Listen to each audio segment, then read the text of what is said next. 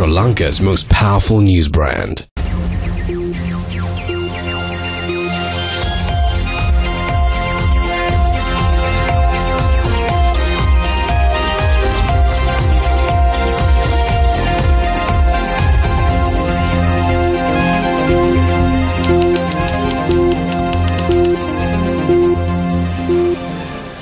Bringing you the latest news from around the world and here at home, I'm Sandro Ferdinando. And I'm Azra San. Let's now take a look at the headlines. Presidential Commission reports tabled in Parliament. Sri Lanka and Singapore sign free trade agreement. Uber Chief Minister granted bail after surrendering to police over allegedly making a principal kneel. More revelations on the fictitious company implicated in the MIG deal. The reports compiled by the Presidential Commissions of Inquiry on Bond Issuances and Large-Scale Fraud and Corruption were tabled in Parliament today. Speaker Karu Jayasuriya informed the House allegations raised that pages and chapters of the Bond Commission report are missing are baseless. The central bank transaction clearly indicates the involvement of the relevant ministers, especially the involvement of the Prime Minister and the central bank governor, and the failure of the officials at the central bank. So taking all these matters into consideration and the over 8.5 billion rupee loss caused the Employees Provident Fund, it is only the Attorney General's Department, the legal system and the Commission to investigate allegations of bribery or corruption who have the provisional powers in taking legal action against them. Now, we are well aware of the recent conduct of the Attorney General's Department and the Bribery Commission. They have been under severe political interference. So we do not have to stick to the myth that an institution which is politically subdued has to hand down punishments to those very politicians. Honourable Speaker, this is like asking the thief's mother if her son committed a crime. But we never saw this actually happen firsthand.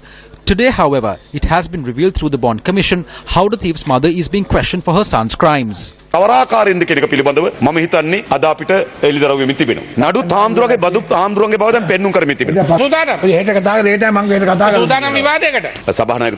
leader of the House does not have to panic. Some of the criminals are not here today.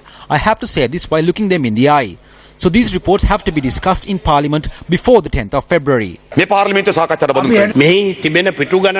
An issue rose concerning the number of pages in this report. Certain factions said that they received this document, and since they have, some of the details in it have been tampered with. There is no need for a debate on this. The President's office had sent this document to the Central Bank, the Attorney General's Department and then here. The Secretary to the President told me it wasn't given to anyone else. So saying something like this is wrong. Speaker, are you certain that all the pages in this report are here?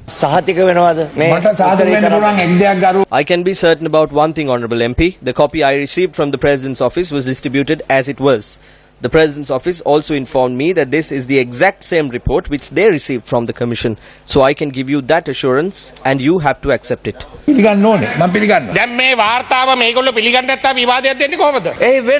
Who will take responsibility if something in it changes? It costs around 4 million rupees to convene one session of Parliament. This is the people's money. So without dragging this on, I call on you to study this report and submit a full report confirming if there are any shortcomings.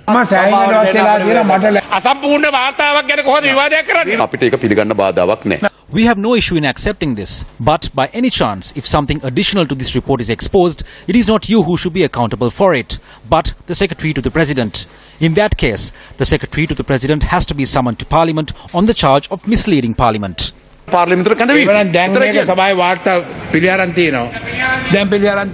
okay. The report of the Presidential Commission of Inquiry comprises more than 1,000 pages, and in this report it is clearly mentioned how a mammoth loss had taken place. Now, Minister of International Trade Malik Samarawikrama, in an interview to the newspaper Ceylon today, says the government has not lost a red cent from the bond transactions.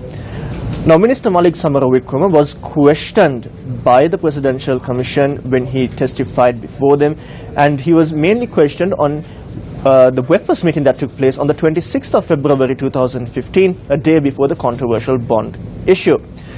Now, when he was questioned, the minister said that He went there because an unaccounted RDA payment of 15 billion rupees was discovered from work for the previous administration, and that was why they went to the central bank.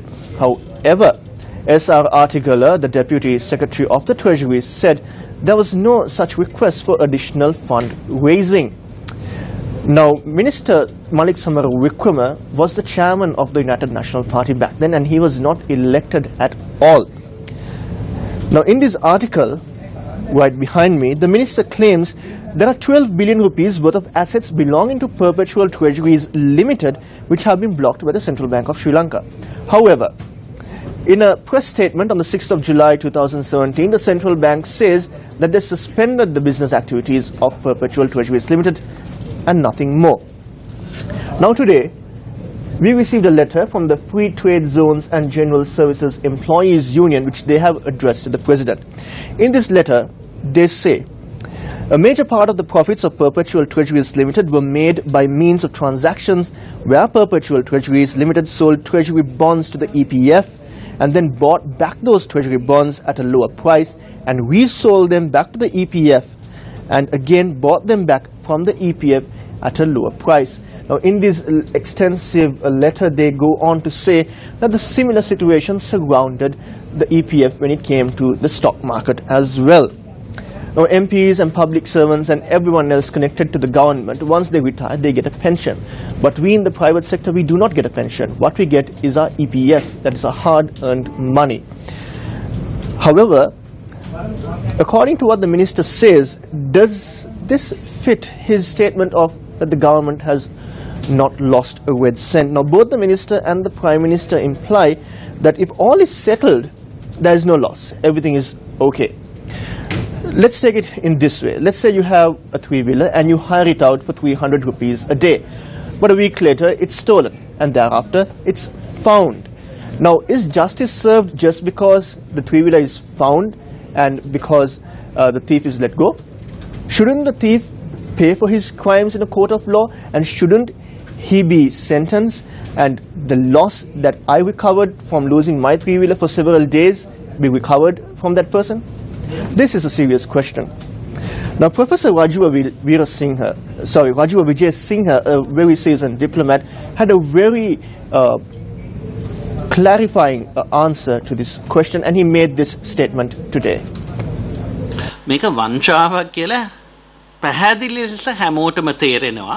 Everyone understands there is a fraud here. The chairman of the UNP, Honorable Malik Samara Wickrama, has said today that the government has not lost 1 cent because of the bond transaction. We do not know if this minister does not understand English or whether he has an issue comprehending the economics behind this, or if he understands anything for that matter. But he is the Prime Minister's closest confidant. In the meantime, his boss is saying, we have lost a lot of money, but we can recover that money from Perpetual Treasuries. They froze the money. When did they do this? They did it after the company earned all the money and after they gifted Ravi Karunanayake a beautiful house. They did it 1.5 years after the scam happened. You might recall, when this scam happened, I resigned from my ministerial portfolio but was on the side of the ruling party. After this scam was exposed, I crossed over. I felt back then that the Prime Minister was lying. I do not think Ranil earned money out of this for his personal benefit, but I cannot say the same about the others. Ranil did this for the party, because it is the party which pays for everything in his life. So they did not have a reason to earn money for their personal benefit. When Ravi Karunanayake lied and money was given to Arjuna Mahendran and Arjuna Aloysius, no one spoke a word. Everyone in the UNP said, we knew there was a mistake, we will blame it all on Ravi. But even Ravi took his share as well. They said they did not do anything wrong, and even if they did, they were unaware of it. It is wrong that a group which was able to carry out such a scam still remains in the government. At least now, the President should be strong and change the Prime Minister.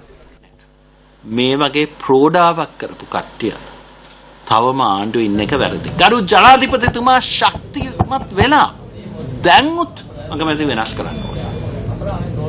Committing theft, concealing theft and aiding theft are all considered as serious crimes in Sri Lanka. Now, the people called on the authorities to expose fraud and corruption, and thereafter they called on to expose those involved in fraud and corruption and to enforce the law on these individuals who have cost the nation. Now, while the ministers go on to say that no loss has happened, the report of the Presidential Commission of Inquiry clearly says there is a loss. Moving on, the World Economic Forum is taking place in Davos, Switzerland, where world leaders and the business elite are expected to meet together and discuss serious issues on the world economy. Our neighbor India has sent its Prime Minister Narendra Modi for this all-important forum. Canada has sent its Prime Minister Justin Trudeau. But however, in Sri Lanka, it is reported that Minister Malik Samarawikrama is heading to Davos. Now, he had gone there previously, and this was reported on the newspapers as well, where he had held discussions. Now, keep in mind, Mr. Malik Samarawikrama was never elected into office. Now, at a time when there are many who come forward and make very strong statements, like Harin Fernando and Sujiva Senasinghe, and there are others who are very loyal to the party from the very beginning, are making very strong statements. But who is going to represent the country at Davos in Switzerland? It is someone who was not elected at all, and this someone is going to represent the country at a global forum. Now, the Minister of Development Strategies and International Trade recently said Sri Lanka's exports in 2017 hit an all-time high of $11.4 billion. However, the governor of the Central Bank of Sri Lanka has a different view. The Daily FT quote in the ministry, which is headed by Malik Samarawikrama, says the exports of $11.4 billion was up 10% from 2016 and surpassed the previous best of $11.1 billion achieved in 2014. The sectors showing particularly strong year-on-year growth were tea with 20% and fisheries at 40%. Tea benefited from high prices and enhanced access to Middle Eastern countries, particularly Iran. Fisheries benefited from both the lifting of the EU ban in June 2016 and the GSP Plus concession in May 2017. However, speaking to the media yesterday, Central Bank Governor Dr. Indrajit Kumaraswamy was less self-congratulatory on the subject of Sri Lanka's 2017 export earnings. He spoke of the expansion of the trade deficit due to increase in imports of rice, coconuts and fuel, which were impacted by drought.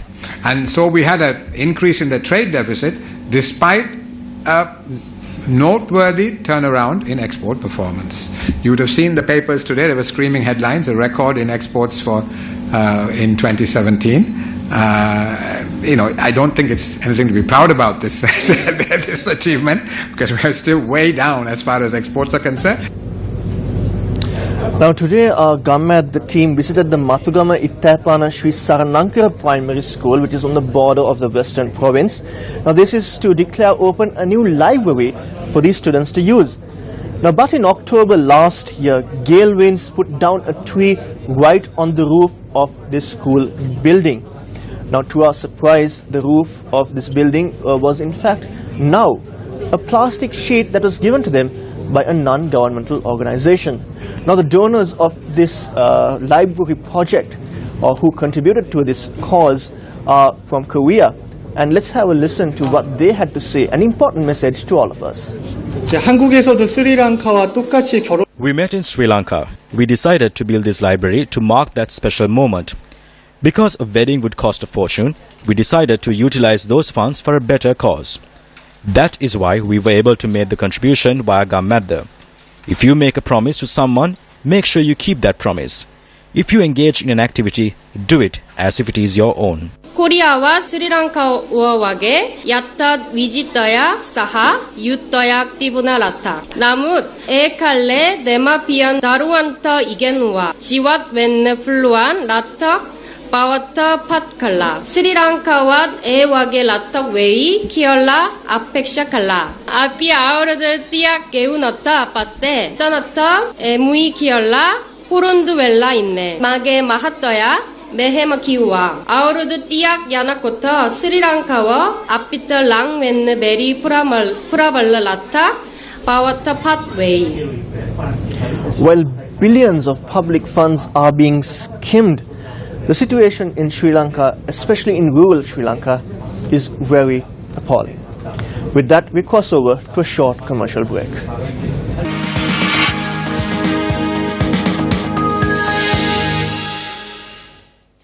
Visiting Singaporean Prime Minister of Singapore Lee Hsien Loong called on President Maithripala Sirisena this morning at the Presidential Secretariat. Prime Minister Loong is here on an invitation extended by the President. The Singaporean Prime Minister and his delegation were officially welcomed today with a guard of honour. Thereafter, both sides commenced bilateral discussions.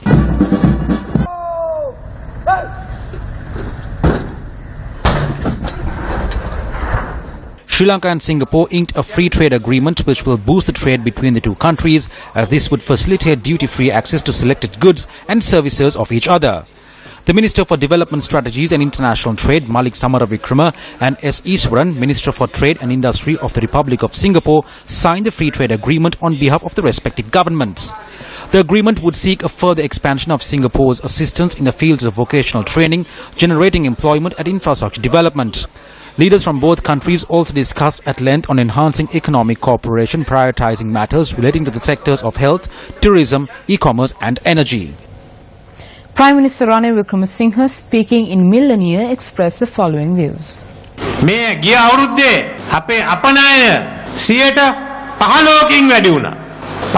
Our exports increased by 15% from the previous year.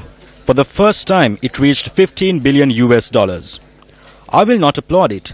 I need to increase it to at least 25 to 30 billion US dollars. That is how we can generate a good means of income. For the first time last year, our revenue was above $1 billion, but I am not satisfied with it. I need to raise it to 3 billion. We are getting investments for power plants.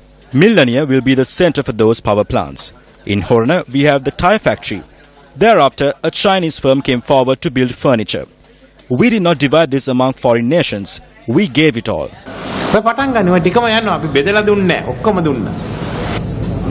Mr. Udayanga Weeratunga, over my shoulder, has been sending us letters over and over denying his involvement in the MiG deal.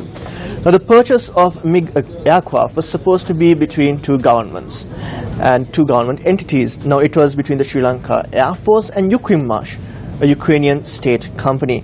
Now, later it was revealed that this was not an official government-to-government arrangement, but a purchase at a high-interest loan. Now, and the middleman in this deal was the mysterious third party, Belimisa.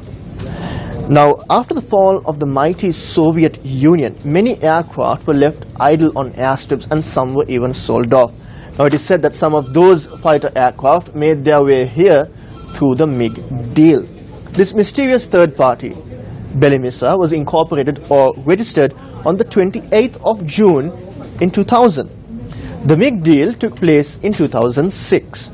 Now, after Belimisa established, they served as a money mover for tax havens, and thereafter some clauses in their registration or establishment document were amended to meet the requirement of other financing purposes.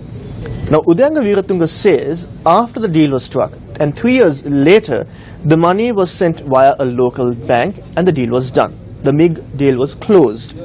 Now, here's the best part. After 2011, this mysterious third party, Belimisa, does not exist on the face of this earth. It has an address in London similar to a PO box, but that too has many questions around it. Now, this information comes to us from the Stolen Asset Recovery Initiative, which is supported by the United Nations.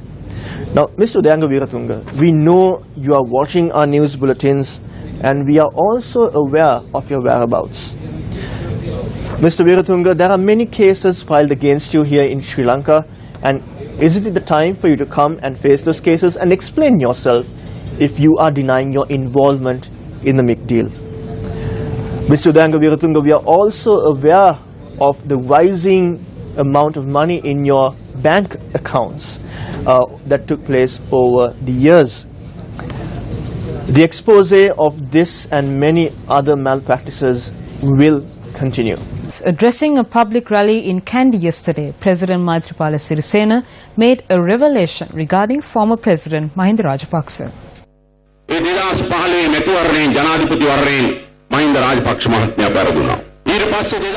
Mahinda Rajapaksa lost at the parliamentary election in August 2015. He has lost thrice now. Today he criticizes the government, and we admit it. It is fair. The government should be criticized. He talks big about the Bond Commission. Ministers and MPs are here today, and you are well aware that members of the opposition brought forward a no-confidence motion against MP Ravi Karunanayake, and it was taken up in Parliament. At that instance, did Mahinda Rajapaksa show up in Parliament and vote against it? No, he did not vote. But once the vote was over and Ravi Karunanayake was leaving Parliament, Mahinda Rajapaksa was outside. He called Ravi Karunanayake and congratulated him. I am saying this because I know it very well. He had asked Ravi if it was okay that he did not come to vote. This is a true story. I am saying this with proof. The Chief Minister of Uva Province, Chamara Sampath Dasanayake, surrendered to police this morning over his alleged involvement in forcing a school principal to kneel. Thereafter, he was granted bail by court this evening. The Chief Minister was arrested following his surrender and produced before Badula Chief Magistrate Nayantha Samaratunga. The magistrate ordered to release the Chief Minister on surety bail of 200,000 rupees. He was ordered to appear in court on the 16th of May. Deputy Leader of the United National Party, Minister Sajith Premadasa, speaking to masses in Lunugambera yesterday, criticised the conduct of certain politicians. We are getting word of politicians forcing public officers to kneel. Politicians engage in such conduct because they have not completely understood their responsibilities. Why do people vote for us? Who do they elect as honourable MPs? We receive all these positions and titles because of the people. We should be kneeling before them. The public representative should be kneeling before the people. The public representative must be humble and kneel before the people. Colombo Dialogue 2018 under the theme Emerging Dialogue in the Indian Ocean, Regional Cooperation on Maritime Domain Awareness was held in Colombo today. The event organised by the Pathfinder Foundation was attended by Australian High Commissioner to Sri Lanka Bryce Hutchison, Director of the Centre for Indo-Lanka Initiatives of the Pathfinder Foundation, Retired Admiral Dr. Jayanath Columbage, former Commander of the Sri Lanka Navy, Admiral Travis Sinnaya, and several other dignitaries. There is a strategic competition in the Indian Ocean, and that actually forced smaller states like Sri Lanka to make choices.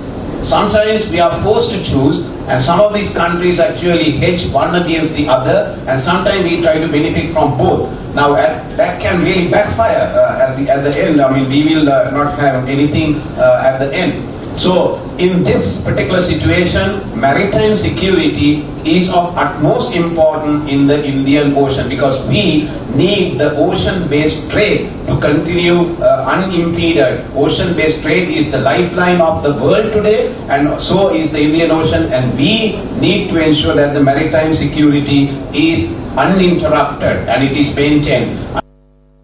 Stay tuned for Biz in Focus. Guest former Governor Dr. W.A. Vijayawardena speaking about what action law enforcement agencies take against the perpetrators of the bond scam.